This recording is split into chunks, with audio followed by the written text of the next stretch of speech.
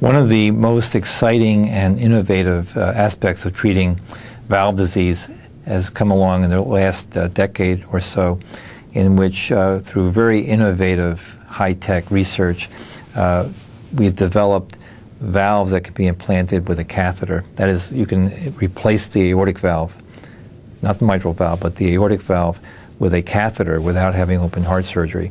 This is done by putting a balloon across the aortic valve with the catheter, expanding the balloon, but when you do that, you're also expanding a stented valve inside the previously diseased valve.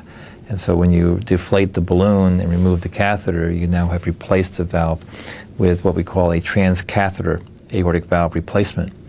Very exciting, but it's caused lots of issues regarding expectations of our patients.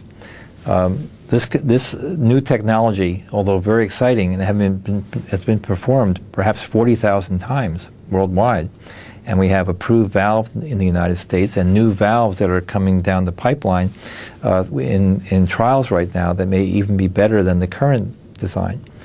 But the problem is that these valves are not for everybody.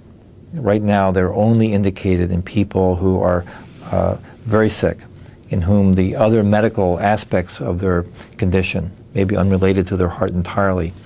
Kidney function, lung function, previous strokes perhaps, old age, many other factors that makes their risk of open heart surgery too high. And so when both a cardiologist and a surgeon see you and agree that your valve is causing serious problems, your aortic valve, but you are just too sick to have open heart surgery, then we have an option for you now, which is very exciting because previously there was no option at all. And we had no treatment at all other than to hope for the best, which was not usually a good option because the best was not likely to happen. But now we have this technology. Now, one of the concerns is that every patient would rather have their valve replaced that way. Why have open heart surgery if we can do this with a catheter? Remember that this is not yet ready for prime time for everyone because there's a higher risk of strokes with these newer catheter-based valves. And also, since this new valve may not fit perfectly within the aortic valve that was previously there, you may have leaks around the valve, and those things can cause some problems. So thus far, we're working on developing the newer designs of these valves to make them more perfect.